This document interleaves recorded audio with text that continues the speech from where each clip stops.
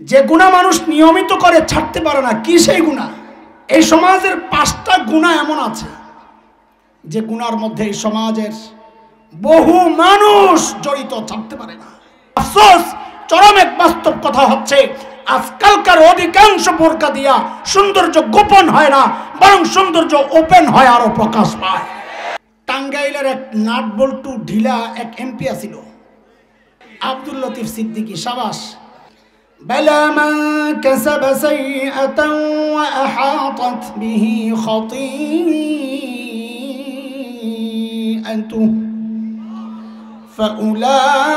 فأولئك أصحاب النار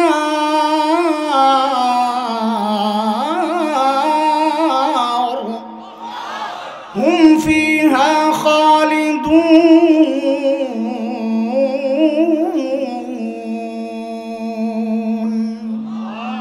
আমি আয়াতের তর্জমা করব না, শুধু গুনার ধরনটা শিখাই, বুঝাই। আল্লাহ বলেন আহাতাত বিহি খাতিআতু, যে গুনাহ বান্দাকে ঘিরে নেয়। মানে কি?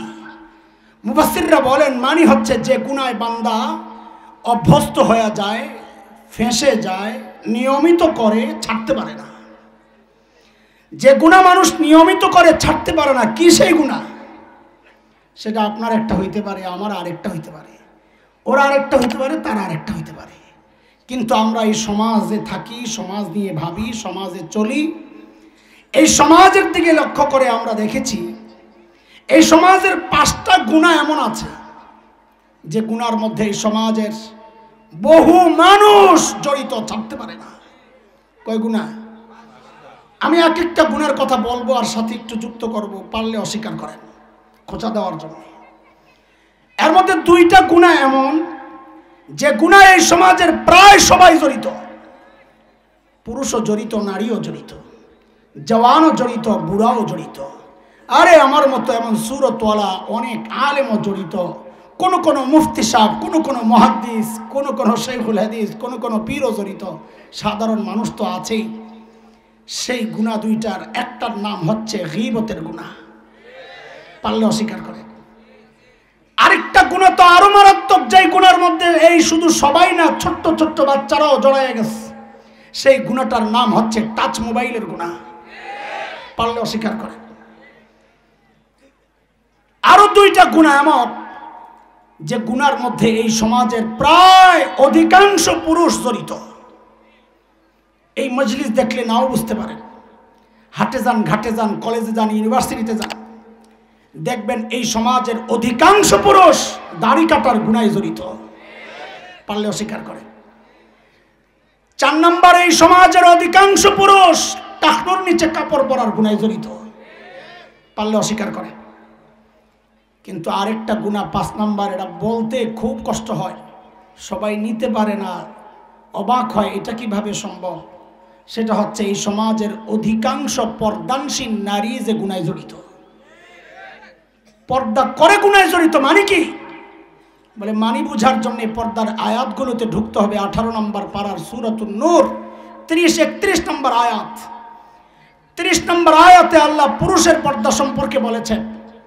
31 নম্বর আয়াতে আল্লাহ মেয়েদের পর্দা সম্পর্কে বলতে গিয়ে এক জায়গায় বলেন ওয়ালা ইউবদিনা যিনাতাহুন্না, মেয়েরা যেন তাদের সৌন্দর্য প্রকাশ না করে। মুহাক্কিকরা বলেন এটাই হচ্ছে পর্দার মূল পয়েন্ট। কাজেই কোনো নারী যদি ছালার চট গায়ে দিয়ে নিজের সৌন্দর্য গোপন করে তো ইসলাম বলবে সে শরিয়া অনুযায়ী পর্দা করেছে।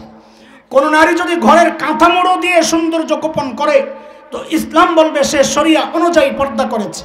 কিন্তু কোনো নারী যদি ঝিকঝাক বোরকা, রং বেরঙের বোরকা, টাইট ফিট বোরকা, ডিজাইনের বোরকা পরে পর্দা করে তো ইসলাম বলবে সে শরিয়া অনুযায়ী পর্দা করে নাই। কেন? পর্দার মূল উদ্দেশ্য সৌন্দর্য গোপন করা। আফসোস, চরম এক বাস্তব কথা হচ্ছে আজকালকার অধিকাংশ বোরকা দিয়া সৌন্দর্য গোপন হয় না, বরং সৌন্দর্য ওপেন হয়, আরো প্রকাশ পায়। কথা ঠিক? আগের গুলা কি বেঠিক? তো যখন দাড়ি কাটা, টাকনোর নিচের কাপড়ের কথা বললাম, ঠিকটা তো এত জোর হয় নাই। এখন ঠিক এত জোর কেন? কম প্রশ্ন কমন পড়ছে না? অসভ্য বেহায় কিনা দেয় কে? তোর বাপে, শয়তান নিজে কিনা দিয়া এখন বয়া কয় ঠিক। এটাও ঠিক, তাই না? ঠিকের গোলাম, সব ঠিক। মুহতারাম হাজরিন, খেয়াল করেন, কয় গুনাহ? খুব মনোযোগ, কয় গুনাহ? গীবতের গুনাহ, টাচ মোবাইলের গুনাহ, দাড়ি কাটার গুনাহ, টাকনুর নিচে কাপড় পরার গুনাহ, আর এটা কি বলেছি? ফ্যাশনের বোরকার গুনাহ। আফসোসের জায়গাটা ভিন্ন। সেটা হচ্ছে এই গুনাহগুলোতে যারা জড়িত, এক চরম বাস্তবতা হচ্ছে অধিকাংশই এগুলারে গুনাহ মনে করে না। হুজুর গুনারে গুনাহ মনে করেন, এটা কেমন কথা? হ্যাঁ, তুমি দেখবা টাঙ্গাইলের এক নাট বল্টু ঢিলা এক এমপি আছিল, না না মুরাদ তো হইল জামালপুরের, আব্দুল লতিফ সিদ্দিকী। সাবাস।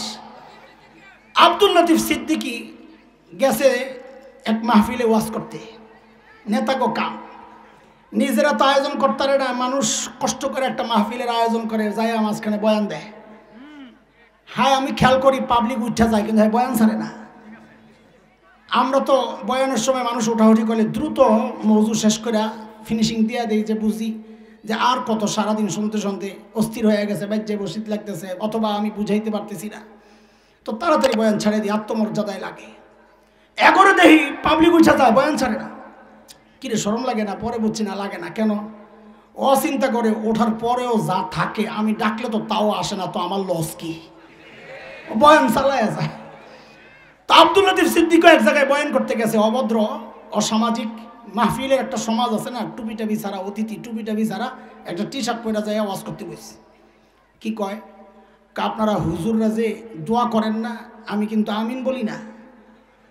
আমি কি রে, ঘটনা কি? হুজুরের চেহারা পছন্দ হয় না নাকি? আমি না কালা মানুষ, আমার ভাই মারানা আইয়ুবি গোলাপ, এই বেটারা দেখতেও কি পছন্দ হয় না নাকি?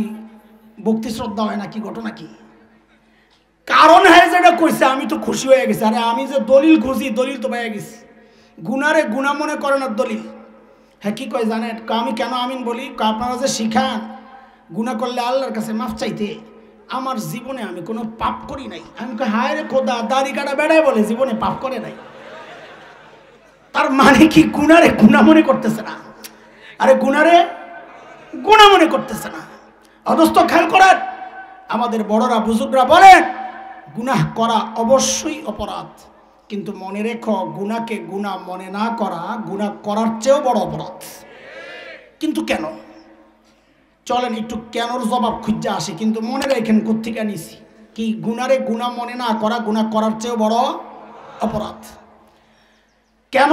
শুনেন, শয়তানকে আল্লাহ যখন তাড়াইয়া দিচ্ছিলেন, ক্বালা ফাখরুজ মিনহা ফাইন্নাকা রাজিম, তো বাইর।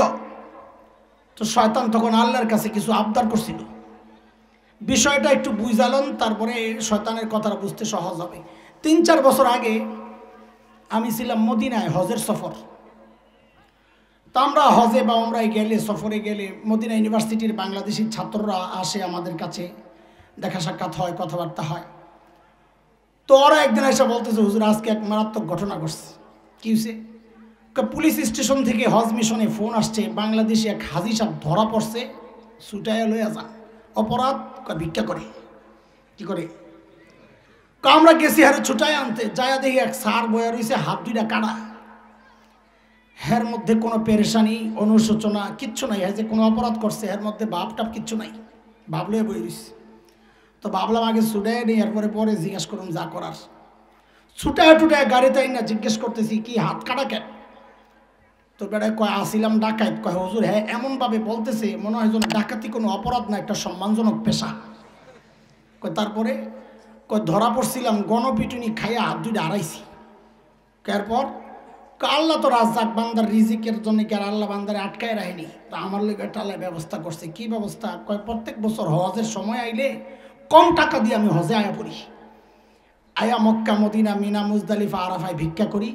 আলহামদুলিল্লাহ আলহামদুলিল্লাহ, আল্লাহ শুকুর, আল্লাহর ফজল করমে আল্লাহ এত বরকত দেন, খরচ যা করছি ওইটা যা থাকে সারা বছর চলতারি। কোন বুদ্ধি দিতাছি কে আবার নিয়ত টিয়ত করে আল্লাহ আল্লাহ। খবরদার খবরদার, জামিন নাই কইলাম। হেরাই না অফিসে বসাইছি, সিদ্ধান্ত দেশে পাঠাইয়া দিতে হবে, রিটার্ন টিকিটও আনা হয়েছে। হ্যাঁ বুঝছে, আমার যে বাইক পাঠাইয়া দিব। হ্যাঁ বলে হঠাৎ করে কয় স্যার আমার কি দেশে পাঠাই দিবেন? হ্যাঁ পাঠাবো না মানে বেটা দেশে মানে তো সব খাই দিচ্ছি। হ্যাঁ কী কয় পরে জানেন এটা হলো পয়েন্ট। আপনারা যে আমার বাড়িতে পাঠাই দিবেন, দেশে যে পাঠাই দিবেন, খালি হাতে দিবেন, আমার কিছু দিবেন টেবেন না আপনারা? মানে কি কইতে চায় যে আমি যে ইনভেস্টটা করলাম এটার কি? এই গল্প শোনার সাথে সাথে আমার শয়তানের কথা মনে পড়ছে। শয়তানরা আল্লাহ যখন কইছে তুই বাইর, তো শয়তান কয় আমার যে বাইর করে দিবেন, কিছু দিবেন টিবেন না? তোর কি লাগবো? তো শয়তান 3 জিনিস চাইছে। কয় জিনিস? আর কথা কও না। 1 নাম্বার, রব্বি আনজিরনি ইলা ইয়াউমি ইউবাসুন,